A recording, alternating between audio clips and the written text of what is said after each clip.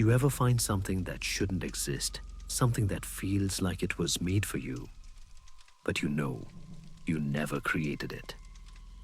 That's what happened to me. I've always been the kind of person who writes things down, notes, lists, journals my entire life, neatly organized on paper. But a few months ago, a fire took everything I owned. Every page, every memory. Gone. Except one. What you're about to hear is real. I didn't write this story, at least not that I remember. But I found it. And if even half of it is true, then I wish I'd burned with the rest of those books. This is the story of the journal Ajaga 177. I've kept journals for as long as I can remember. Not because I'm sentimental, but because I forget things, details, faces, dates. Writing them down was the only way to keep my life in order. Every book I ever filled was labeled carefully with big numbers on the cover. Journal Storm 1, Journaler 2, all the way up to Journaler 133. Each one was a chapter of my life, neatly stacked on shelves that lined the walls of my study. At least that was true until the fire. The fire took everything, the house, the shelves, the journals. All those years of my life reduced to ash, and a smell that clung to me for weeks: burnt paper, melted plastic, and something sour, like blood, cooked in the air. When it was finally over, I stood in front of the wreckage with my father. He kicked through the blackened remains of my old life, muttering that I should have backed things up on a computer. Then he said, "Hey, what's this?" He bent down and pulled something from a collapsed section of wall. It was a book, smoke-browned edges, warped by heat. The cover was stained with dark patches that looked disturbingly like dried blood. I took it from him, brushing away soot. The numbers scrawled on the front made my stomach twist. Number 177. That couldn't be right. I'd only written up to journal Vol 133. "I never wrote this," I murmured. My father just shrugged. "Looks like your handwriting." He always thought that journaling was a waste of time, a girlish habit. He didn't see the way my fingers trembled when I opened it. The ink was black, smooth, and unmistakably mine. Every loop, every crooked letter. But I hadn't written a single word of it. I should have left it there in the ashes. Instead, I took it home. I spent that night staring at the book. Something about it felt wrong, heavier than it should have been, like there was something inside the paper itself. When I finally opened it, I saw a date written at the top of the first page. April 1st, 2025. That was a year from now. Below it was the first line. "Today the world ended." I remember laughing, a nervous dry sound. But as I read, that laugh died in my throat. The handwriting, my handwriting, described a trip I hadn't taken yet. It said I'd quit my job, made money in the market, and was driving cross-country with my fiancée Stephanie. I didn't have a fiancée. I didn't even have a girlfriend. Still, I kept reading. The entries painted a picture that was too specific to be random. We were driving through Arizona, the sun beating down the desert, stretching forever in every direction. Stephanie wanted to see the Grand Canyon, but they'd closed the park because of some kind of government alert. The journal said we turned off the main highway to find a place called Devil's Creek Population 52. The more I read, the colder I felt. The handwriting wasn't just familiar. It flowed like my own thoughts. The sentences even used my turns of phrase, the same kind of phrasing I'd use when I was tired or distracted. It was me. Somehow it was me. Weeks passed. I told myself it was a prank, that maybe I'd written it years ago and forgotten. But I couldn't stop reading. Each night I'd turn another page, and each night the entries grew darker. It described the moment we reached Devil's Creek. A wooden sign stood by the roadside, the paint so faded that the word devils looked like devils. There was a single store. An old man sat outside on a rocking chair, smoking a pipe. His skin was leathered, his eyes cloudy and wet like a dog's. He told us that the town wasn't on any map anymore, that the government had buried something beneath the desert decades ago. Them tunnels go on forever, he said, according to the entry. Used to be tests down there. Then one day, they sealed it up, left everything inside. I slammed the journal shut after that paragraph. It was ridiculous, a ghost story. But the image wouldn't leave me. Tunnels under the desert. Something sealed away and forgotten. I didn't open the book again for 3 months. Then one morning, curiosity gnawed through the fear. I found myself flipping to the next entry. It said we'd stay the night in Devil's Creek.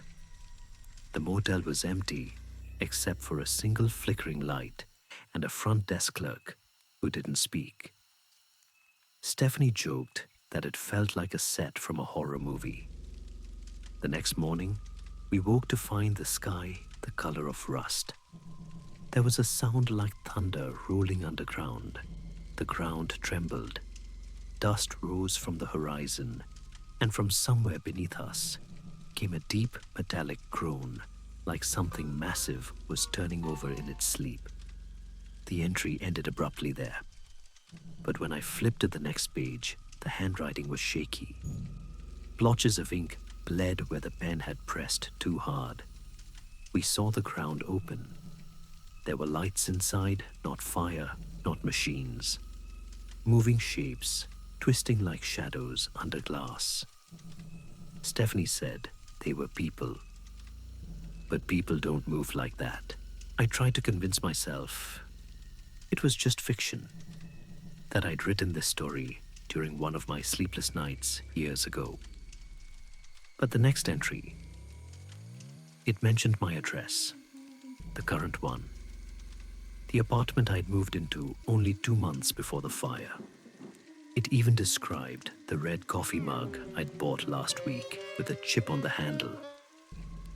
That was when I realized this thing wasn't recounting the past. It was writing ahead of me. The entries started describing things I hadn't done, yet words I hadn't spoken. They were always right.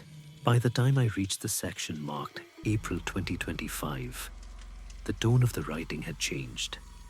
The lines were frantic. The ink dragged across the paper as if written in a moving car. The radio's dead. The phone's dead.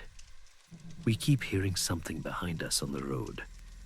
I saw headlights in the mirror, but when I stopped, there was nothing. The desert is empty. Completely empty.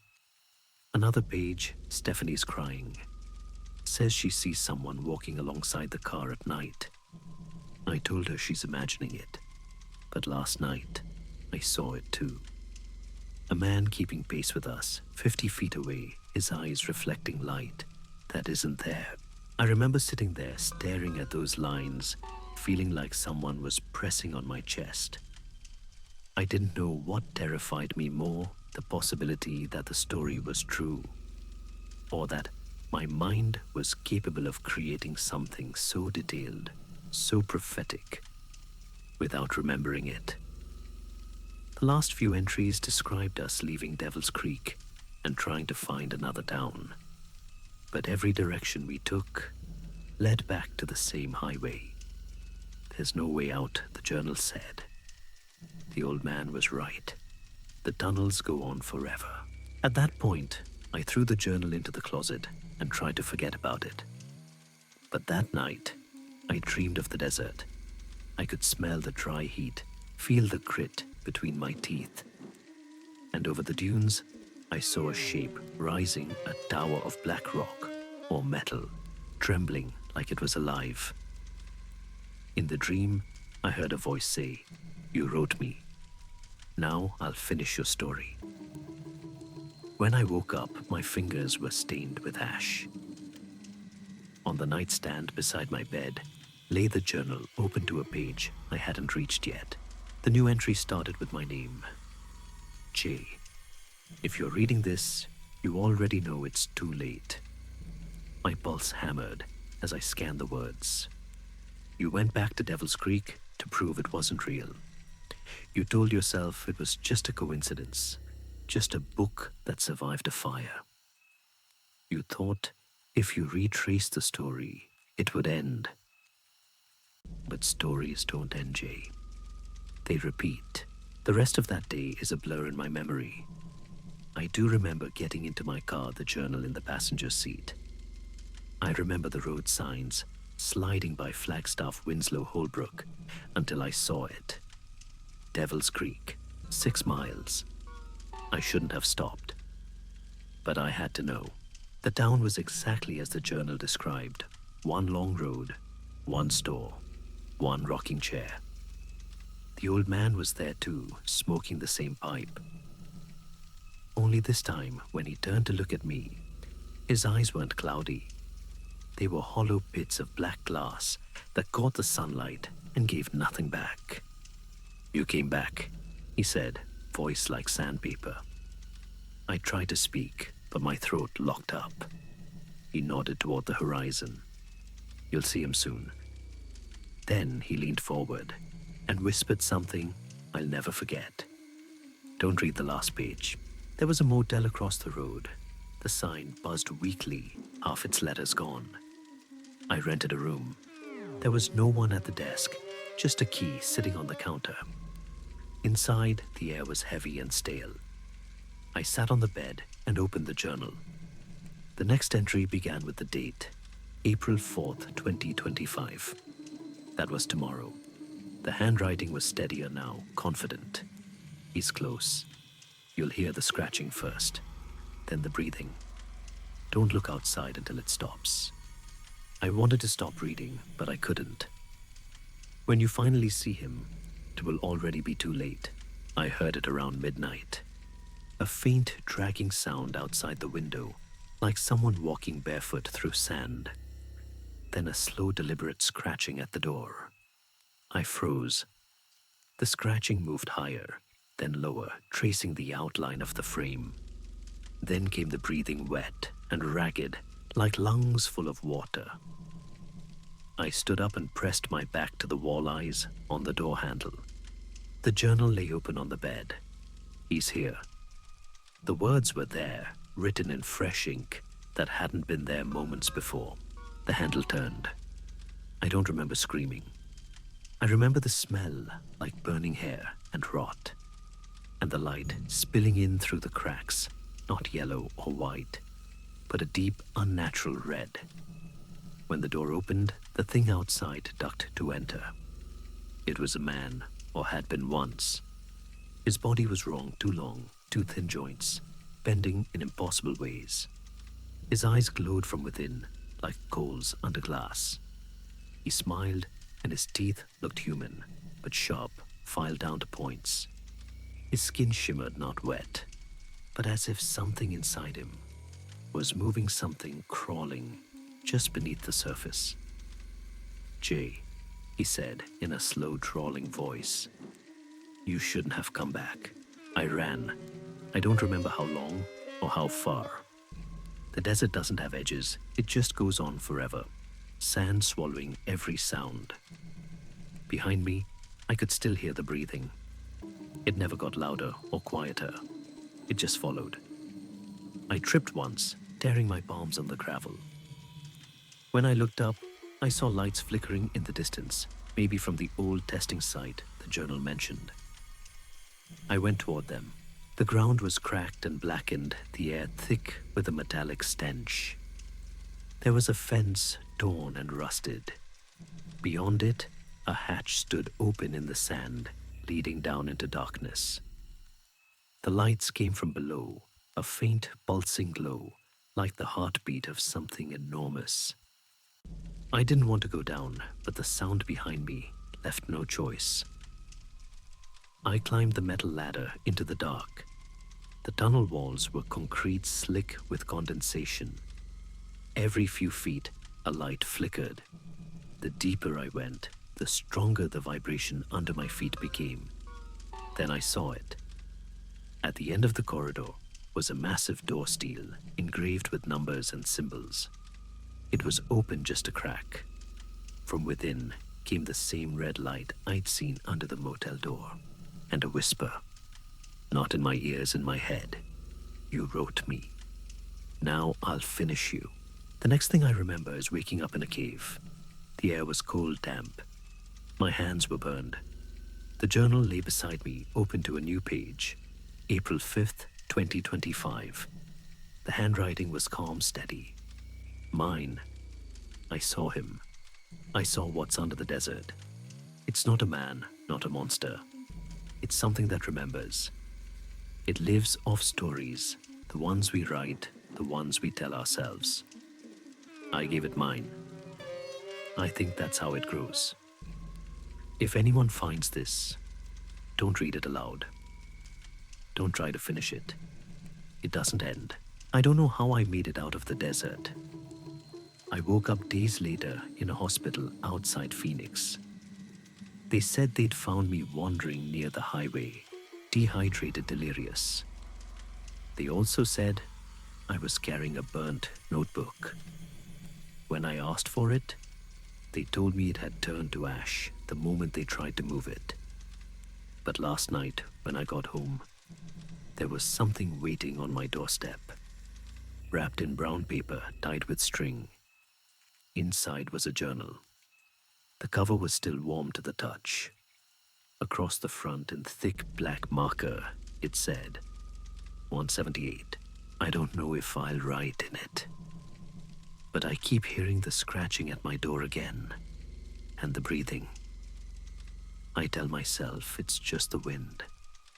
But I haven't slept in 3 nights. Because part of me knows that whatever I write next, it's already waiting to be read. 3,050 words. Panjan Noi. Ai Pietem Fan Intro. Outro Bang Tiengan. ChatGPT Janoi. Absolutely. Here's a professional creepypasta. NightLore style intro and outro, written to match the tone of the story and formatted for direct use in your video narration. The voice should feel calm, intimate, and unnervingly sincere, like a real confession someone decided to share online for the first time. Outro. That was the last entry I ever wrote. At least, I think it was me who wrote it. People always say stories have endings, heroes, monsters, some final truth that ties it all together. But this one doesn't. It keeps going. And sometimes, when I close my eyes, I swear I can still hear the sound of pages turning. Somewhere in the dark. If you ever find a journal that isn't yours, one that already has your handwriting inside, don't open it. Some stories are alive, and once you read them, they start to remember you.